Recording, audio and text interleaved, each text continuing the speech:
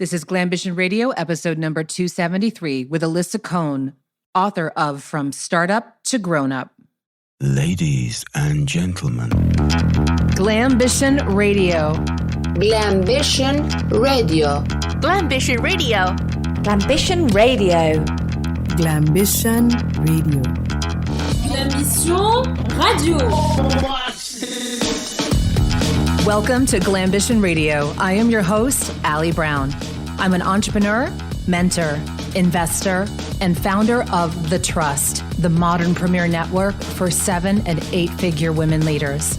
I love thinking big, doing different, and exploring ideas that disrupt the status quo, especially when it comes to women, because we are creating the new models for leadership, business success, making money, and changing the world. And hey, we're doing it with style. So let's go.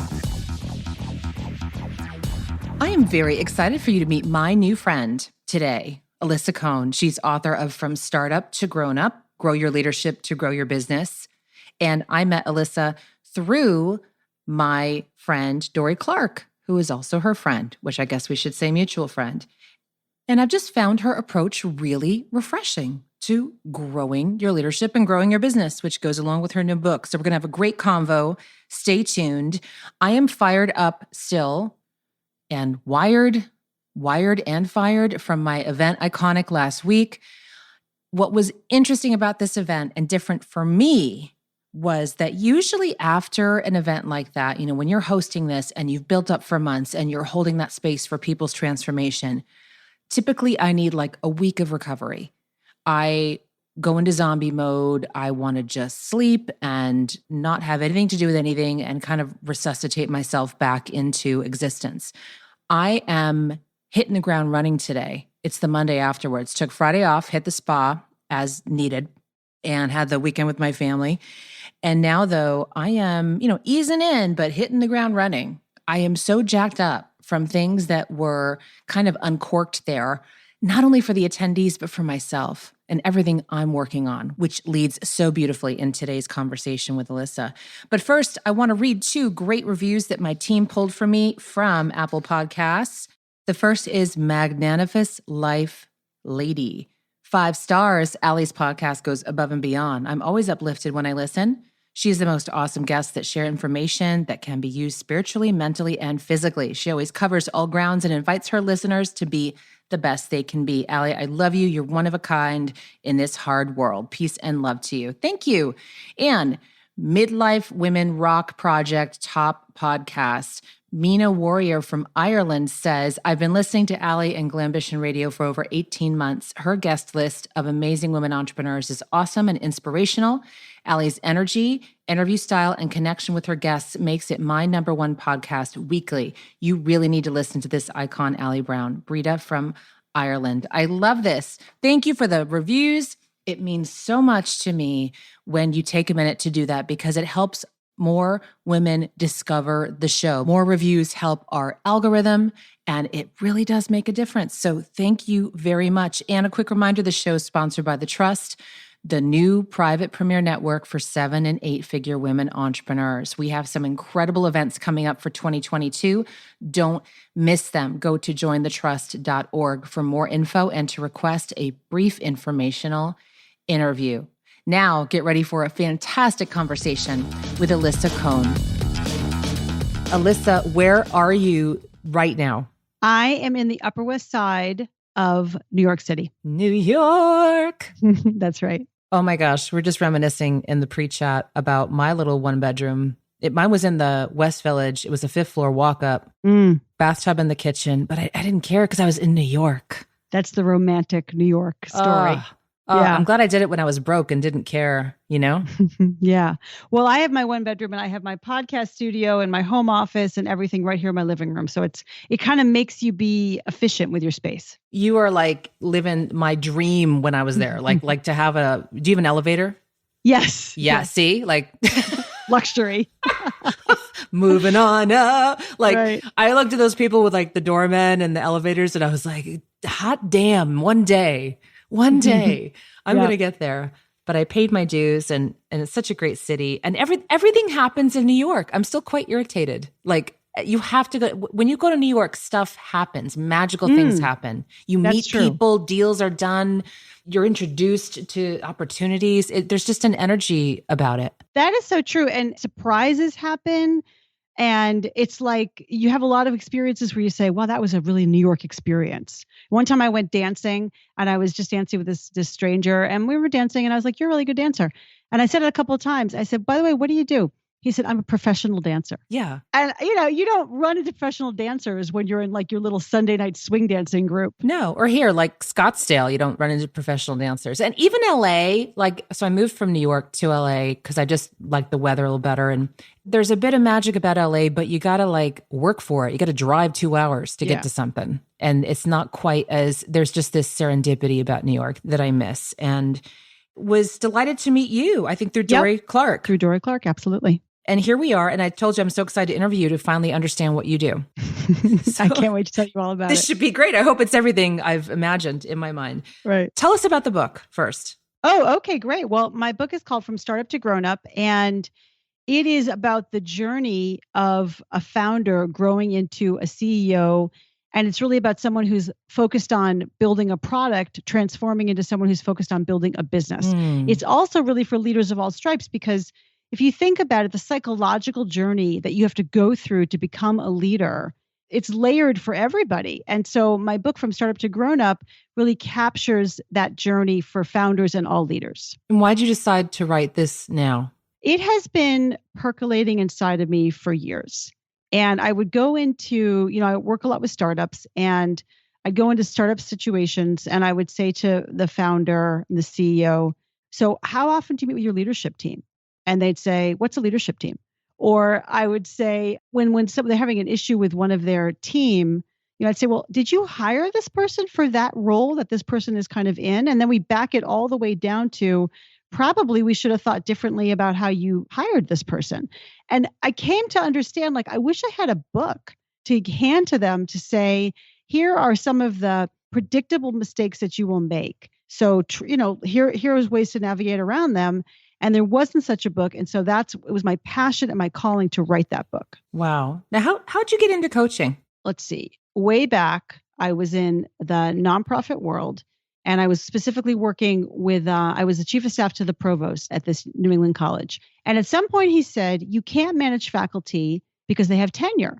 And I thought, it can't be that people will only do what you want them to do because otherwise you'll fire them. They can't be that way. So I went off to business school. I got all turned around, and I ended up focusing in finance and accounting and strategy. And I ended up going to PricewaterhouseCoopers. So I was on the 5-year to partner. I thought my life was all set, 5-year to partner track. And in the middle of that, I had this moment of truth, and I just realized this is not it. This is not for me. It's too big. It's, the work itself wasn't lighting me up. And so although that was depressing, I really set out to say, well, what is my thing? What is the thing that's for me? And I met a coach, and I thought, violins played rah, that is the thing that I am meant to do. And it really shifted everything, in my life. I started taking coach training. I hired my own coach. I ended up taking 2 executive roles inside of startups, but really it was on my way to becoming a coach and knowing that I could make a difference for people. Yeah. Now, was that when you met Marshall Goldsmith, or was there an earlier version of all the coaching? Well, I'd been a coach for about 3 or 4 years, and I had sort of been an individual coach, a personal coach for a while, and then I was focusing inside of companies. And I remember I had this difficult moment with a client. I can't remember all of it, but I just was oh, that did not go well. So I was anyway going off to Ireland to do a facilitation, and I grabbed this book by Marshall Goldsmith. And I read it all the way across the ocean. And I thought, oh, okay, now I feel better. And anyway, I had remembered that I had read about him in the New Yorker article just a few years prior. So I looked him up online, and I found out that he lives in San Diego. Well, I was in San Diego that year for 3 months. I decided to winter in San Diego because I could. And I went to San Diego, and I thought, I'm going to meet him. I'm going to meet Marshall Goldsmith. I couldn't find him. I tried to network. I couldn't find him. And then finally, I just sent him an email. And I said, I'd really like to meet you, even if it's for a short period of time. And he was kind enough to write back to me, and he gave me a date to come visit him at his home. So I went to visit him in his home and we took a long walk together, and that was very life-changing, career-changing, life-changing. Now that is a magical thing that happened outside of New York. That's true. That's a very good point. Also magically happened in beautiful, San Diego, it's God's country in the winter. So pretty. Yeah. But I mean, it was quite magical. And, to this day, don't quite know why he was kind enough to invite me to his home, but it was incredibly empowering. And also that he took me under his wing and mentored me, very closely for a couple of years. And still he's a very, very close mentor and friend. I have to admit, I kind of heard his name for a few years and didn't really quite understand who he was. And then listened to, maybe it was about 2 years ago, I found my way into some videos, and that man is absolutely brilliant. Just really interesting and interesting the way he approaches things. But can we get him out of that green shirt? No, that's his uniform. By the way, I think that came out of the New Yorker article because the writer said he always wears a green shirt. And although that was not true before the article came out, it was true after the article came out. Oh my gosh. That's when the wife needs to go, honey, this isn't your color. We need to do so, or the green shirts disappear. I'd like a bad wife that way. I'm like, oh, where'd they go? I don't know. Yeah, and I can relate to that. Yeah. He obviously thinks greatly of you because he's selected you as one of his top 100 coaches. You're like top thinkers 50. You've won some things through his community. Yes. And, it's been such a gift, to your point, Marshall is quite brilliant. He's also extremely fantastic at building community. So there used to be this sort of loose people around Marshall. And the past few years, he built this amazing community of, global coaches and other leaders. And it's been a gift to be part of that community. And I have been privileged and honored to sort of get some of these accolades and acknowledgement, but also I've been privileged and honored to be part of the community with these incredible other people. Yeah, so cool. So tell me, in the book, where do you take someone in this journey? And how did you decide to divide it into the sections you have it and, kind of walk people through these steps? Yeah. So it's divided into 3 sections: managing you, managing them, and managing the business. And the reason I divided it in that way is because people come to me with something that's often not working. So the business isn't achieving its results, or I'm having these interpersonal problems or these problems with these employees, something like that. And so absolutely, when I meet with a client or, with somebody who, before I'm even coaching them, I want to talk about that, issue with the employee, but usually it comes back to you, the founder. So what conversations maybe are you avoiding? Or where have you not been clear yourself on the metrics that we're trying to get to? Or what relationship needs repairing? And so I always want to focus on the business or the employee or whatever we want to focus on. But I always say to everybody, the work is in you, right? There are things you probably have to get clear on for yourself first. And then we can use the tactics and tools that we need to address the issues that you're confronting. And do they like that or not? Because there's sometimes I don't like that. I'm like, no, it's their fault. Yes. I think that I was telling somebody the other day, I have a PhD in defensiveness. That's okay. And I try to be irreverent and I try to normalize things. And, one of my mottos is, listen, problems everywhere. And yes, you're going to solve this problem and have another problem come up because there's always problems. And also, yep, people are crazy. Yep. And you're crazy too. And I'm crazy too. And, there's an idea that once people have their initial reaction, most people I find can digest it and then see the wisdom themselves about where they might be really, their circumstances in part is because of them. Yeah. And so they're willing to do the work most often to sort of see and unpack that, what's going on inside so they can be more effective. As you know, entrepreneurs want to be successful. They have a drive. They want to make it work. And so I find that entrepreneurs are willing to overcome their natural human defensiveness to move forward. Yeah.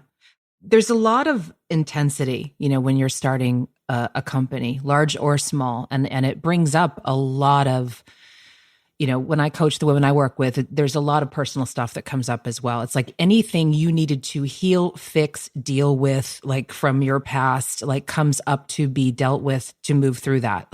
That is the key to unlocking your leadership. This stuff comes up and sometimes they don't want to go any further. Like they'll be like, you know what? And that's when I'll point out to them, you know what? This is where everyone else stops. It's getting hard, isn't it? This is where it's a little different than it was before. So when you're coaching someone, can you tell me, how do you get them through those intense moments? First of all, I love what you just said. Like, this is where people stop. So that's a wonderful sort of very, I think, loving and challenging thing to say, because it's very encouraging. Like, there's a sense of you can do this, and you can do this with your drive and your makeup. I think what I think about is meeting someone where they are, wherever they are. So there is a founder I work with who recently came up in his executive team. For some reason, something was happening inside the executive team, and then he got super snippy and quite shut down and was no longer like in the meeting rationally. And it was just a very strange reaction. And this had happened, I'd seen this a few times. So, we had a conversation afterwards. And what came up after some real deep coaching work was his experience of not belonging. And that had been a trigger for him in childhood, or a number of situations in childhood taught him that maybe he didn't belong. And so now he's the CEO of this. If anyone belongs, it's him, right? He's the founder CEO of this company. And yet in a group of people, he may get turned into that one who doesn't belong. And so we have to look at that together. And what I do is I sit with people compassionately, and then also, just by shining a light on what's really going on. And then once we go into it and really find that source, then it's helpful to have strategies. So when that feeling comes up again, what can you do differently? Can you challenge these beliefs? Are there tools, like physical tools you can use to remind yourself that you do belong, or this is kind of an old pattern, an old tape you're running?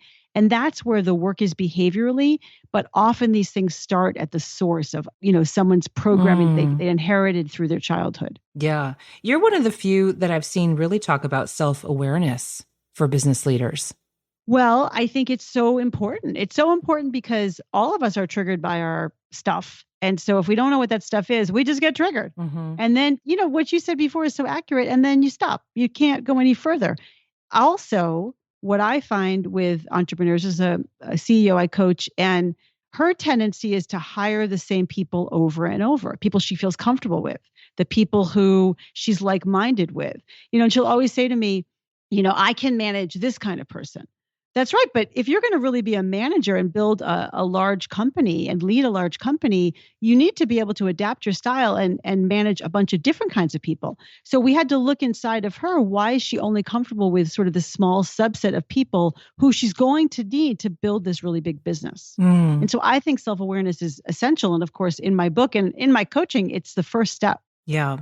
Do you think this is really the new model, that there's outdated ways of looking at business leadership? Yes, in some ways. I think that the new model is an acknowledgement that you could say, oh, bring your whole self to work. But actually, you do bring yourself. You bring your whole self to work, whether you want to or not. And so the more you can bring that enlightened and empowered self to work, the more capacity you have, the more room you have for other people.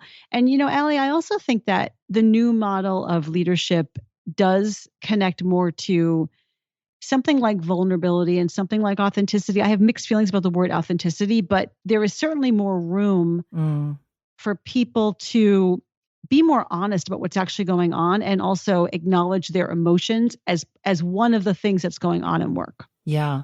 I want to go right there to the differences you have observed between male and female leaders. And of course, we, generalize in a giant way when we do this, but I find it so fascinating. In your work with the CEOs you've worked with, what are some observations you've made, if any, on how they approach things differently, maybe approach that authenticity differently, those types of things? I find that, and it's a vast generalization because not everyone plays to role, but I do find that women leaders are more willing and able to build a relationship first with people. And I think it can be a subtle difference. I mean, Ellie, even in this conversation, when you came on first and showed your video to say hi, that was like, to me, a little bit of an example of female leadership. And I've been on many podcasts lately. And, there are a lot of, the male podcasters who are like, no, we're just going to go. There's nothing wrong with that. But I just see the spark of having the inclination to be more relational. Mm-hmm. I also think that if I think about sort of, again, the feminine style of leadership, there's just a lot more, I won't say a lot more, but I would say a subtle amount more of empathy. And that empathy can be very helpful because it can also de-escalate situations and also can let something play out with a little more tolerance. Yeah. Do you find that? Yes. And sometimes, like anything, it can become the shadow as well, right? That I see women leaders getting sometimes too close to their team, wanting to be liked, tolerating things that they shouldn't for a long time, sometimes blaming themselves that they haven't done. It's like the flip side of everything we're talking about, right? Like there's the flip side of that, which is like the shadow for us, that if we're too much of an empath, or we want to be one big happy family, and sometimes you got to boss up and flip it the other way, right? That's true. It's interesting. I think I deal with more of a personal type leader, and the women I work with, the women I work with are typically in, they've just broken $1 million, they're in the low millions. It's their time to really, they're learning all of this. Most often they've had no business training, no formal frameworks or things that they can plug into to use, like when they're even hiring team, right? What is the level that you seem to meet people at is, they have a business already going, right? They're a startup, but tell us more about your ideal client. Like, who are you working with? I work with startups and with executives in large established companies. So when I'm thinking about when I work with entrepreneurs, they typically have a business already. Every once in a while, I'll work with a solopreneur or somebody with a very tiny team, like 2 or 3 people. Mm-hmm. Mostly a young company I would work with would have like 10 or 20 people. And then all the way through all the different levels of, we call them, the funding levels, Series A and Series B and Series C, and all the way through either acquisition or IPO. I think that my ideal client is not so much based on the size. It's more based on somebody who wants to do the inner work and somebody who wants to learn and grow. And I'm definitely interested in people who want to make a difference in some way or the other. That's why I love founders and entrepreneurs. They always want to make a difference, and they always have this drive and this incredible energy. And like I was saying before, they're willing to do the work because they see it takes the work to make them successful, and they want to get to their dream, whatever their dream is. Mm-hmm. So they have team, they're interested in funding. Is this more like product-based businesses typically? Product and services. Okay. Yeah. If I think about, my clients, I would say I do focus on, we'd say startups versus small business. I do work with some small businesses, but what I probably work more often with is startups, which, by definition are primed for hypergrowth. That is kind of the goal, especially if they're venture backed. They're not all venture backed, but if they are venture backed, it's almost like that's the pact you make with the investors, is that you're going to go for a hypergrowth situation. Right. And that comes with a lot of pressure, doesn't it? A lot of pressure. Also, it's like you have to really decide that is the business you want to have. There are a lot of amazing ways to run a business. There's a lot of, like the notion of lifestyle business, I think sometimes feels derogatory. It's not. Like, you can have an incredible business and you don't necessarily want it to grow that fast or that much. Mm-hmm. But if you're going to start taking investors' money, there's an expectation that you're going to build a certain kind of big business, which is ultimately going to get acquired or is going to go public. Yeah. Have you ever worked with a founder who's in the middle of that and says, you know what, maybe this isn't the model. Maybe this isn't worth it. It's coming at a price. Yes. And that can be very challenging because, in some ways decisions have already been made. Because, if you're sort of 5 years into that journey, I worked with, a few years ago, actually 2 co-founders who hadn't really thoroughly had the conversation about the kind of business they wanted to build. And again, sort of 6 years in, they came into conflict with each other because one of them wanted to slow down the growth and was really more comfortable in a small team. And then the other one really wanted to keep growing and reach that hypergrowth stage. And there's a lot of dynamics that come into play there. And that's not simple. Those are complicated things to tease out because then the board gets involved and, you know, they have their own ideas about the way it should go. Yeah. And have you ever said to a client that you're coaching, you know what, maybe this isn't your jam? Like, should they hire a CEO, or they're just not cut out for this kind of role? You know, they may have the idea and they can get the company going and, you know, get it off the ground, but then they need to hand over the reins to somebody else. Yeah, I talk about that in my book. You know, I think part of self-awareness is asking yourself, do you want to grow into the CEO of this, you know, whatever size business you're building, whether it's a small business or a large business? Being the CEO comes with a lot of the need to grow rapidly among the dimensions that I talk about in my book.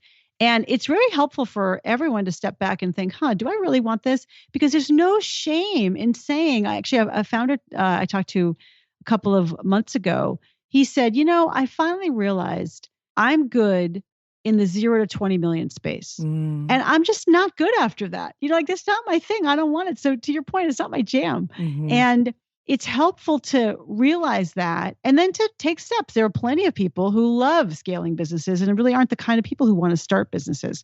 So I think the more you can identify for yourself what you really want and what your makeup is and how much you want to grow and the areas that you just don't want to grow in or like not your thing, mm-hmm. I think it's just very helpful and helps you make better decisions. Yeah. And it's hard too, because sometimes, you know, we think, oh, is this a failure, right? I should be able to carry this to term, right? Like, yeah. I should be able to take this all the way. You know, when I got kind of lost, I think with the business I built, I tell this story many times. Some of my listeners have heard it, but took my company when we were Inc. 500, just going gangbusters and got to a point though that I really feel if I had seen ahead what I loved and didn't love and had pulled in probably someone to run it for me, then there could have been another way to do it versus me, deciding to dismantle it and say, you know what, this isn't what I wanted. I just had babies. I want to slow down for a bit. I want to just do the parts I love. And getting super clear on that earlier versus, you know, because sometimes you get caught in a roller coaster ride and you can't get off. Yes. Like there's too much going on. And at the same time, you don't want to look the gift horse in the mouth, right? Like you're like counting your blessings and isn't this amazing? And, you know, the media's hitting like this is the right thing in the right time. Let's just work it. I'm doing this now so much differently and carefully and thoughtfully. Yeah. and it's such an exciting place to be because I'm so clear that I want to be the founder visionary, but there's going to be a point, you know, depending on how quickly we can scale, that I do bring in someone to run this, to run the trust, you know, what I'm building now. Right. What are some signs that you see that people should be kind of looking for as they're working on their own or as they're growing the company that they need to bring in more leadership team? I think that my best advice to all entrepreneurs is go talk to other entrepreneurs, especially those who are a little bit more advanced than you. You know, I spoke to Ali Webb, the founder of Dry Bar, in my book, and she co-founded with her brother, and he was the CEO, you know, and it was her idea. And yet she said, I don't want to be the CEO. I want to be the visionary, and I want to have the ability to kind of go in and play and be part of the product. I'm not interested in she said, I could do it, but I'm not interested in that kind of the business side as much as the creative side. And I think looking for role models who understand that there are a lot of different ways to found a business. And that helps you kind of anticipate in advance, like, do I look like this or like that? You know, sort of it helps you layer onto somebody else and kind of see what that looks like for you. And then I also think there's some good journaling to do on that too. You know, if you journal and you think about what this business looks like when it's succeeding, when it's, you know, firing all cylinders, what are you doing in that? What's your best day if that's happening?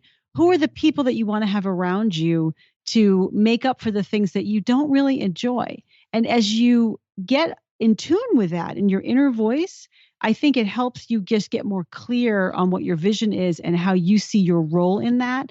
And then I think it's really having the confidence to know and to see that you don't have to be everything to be super successful. And in fact, you know, bringing other people in is a strength, not a weakness. And I think that's something that many of us who are the scrappy entrepreneur type, right? Like we started this doing everything ourselves, right?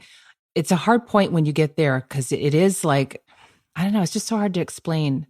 I remember feeling like, am I really a valuable person if I can't also be CEO of my company? And now I see it just so different. I can't wait to just be the visionary.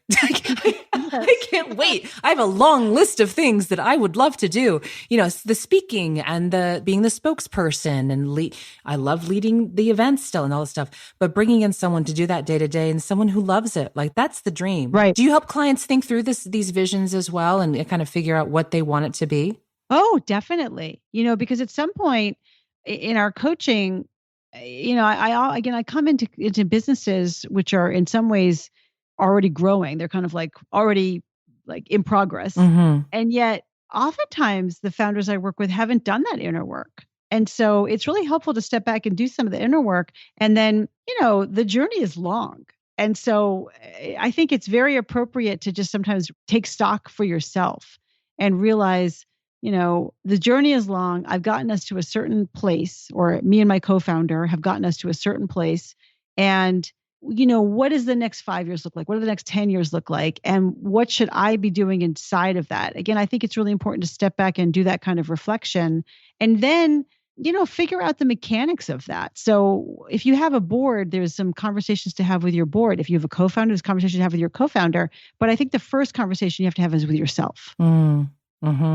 Being honest. And once you're honest and you know what you really want, it's a relief. It is a relief. Yeah. And the rest is details. Yeah. I love that. So Alisa, please tell everyone where they can get the book and where they could follow you before I ask my final question. Oh, sure. Well, you can come and say hi on alisacohn.com. We didn't talk about the scripts in my book, but I have these scripts for delicate conversations in my book, and I have additional scripts for delicate conversations on my website. So feel free to go and download that. You can get my book from Startup to Grown Up wherever books are sold, and certainly on this little store called Amazon.com. And you can also link with me on LinkedIn, and I'd love you to say hi. And I was going to say, I bet you are all over LinkedIn. I'm like LinkedIn is your thing. Like it totally is. You're made for LinkedIn. I am. I'm made for LinkedIn. It's so true. And also, I really care about making a difference. So if you read my book, I would love to hear from everybody how you're able to use some of the concepts in the book to make a difference for you. Perfect. All right. And 3 last pieces of advice for all the women listening. Ooh, thanks for asking my advice. Ooh, I love giving advice. Thank you. That's why you're a coach. That's right. The first piece of advice is take risks, right? Getting out of your comfort zone is everything. And it's really hard to do. And so take small risks first and then take bigger risks. And I've personally taken a lot of risks in my life, and I still take more risks that may be even more uncomfortable. So it never ends, but keep expanding your comfort zone by taking risks outside of it. The second piece of advice is fill your life with interesting people. People who inspire you, people who push you, people who support you, you know, really build a network, a community of people around you who you can learn from and learn with, and also that really see your greatness and get you at your greatness. And the third piece of advice I have is advice for myself and for everybody else who's a little bit too driven, which is celebrate small victories. I think I see you celebrating a lot, though. You're always out to dinner. All I see are pictures of Alisa Cohn out in dinner. Yeah, well, I mean, it's New York. I live in New York, and there's a lot to celebrate. But I think for me, I can get a little bit too okay. What's next? What's next? What's next? And I, you know, I myself want to celebrate the accomplishment of writing this book and enjoying the process of giving birth to it. And so I have to remind myself to take pause and take stock. I love that. Alisa, thank you so much for joining us. We will be in touch with you online. Everyone, you need to go pick up the book From Startup to Grown Up. I love that because it's growing up along the way from startup to grown up. And we hope to have you back on the show for like a part 2 at some point. I'd love that. It was great to talk to you, Ali. Thank you so much. You too. Bye. Bye. Thank you for joining me for this episode of Glambition Radio. If you enjoy the show, make sure you subscribe so you automatically get my new shows every week. Also, I'd love if you left us a review so more women like you can discover us. We're on Apple Podcasts, Stitcher, Spotify, Pandora, and other major platforms. And I'd love to hear from you personally. Come join the conversation on social. Instagram is my happy place lately, and that's Allie Brown Official, but you can find links to my other platforms at alliebrown.com. Glambition Radio is the elevated conversation for women leaders, and I'm honored you tuned in.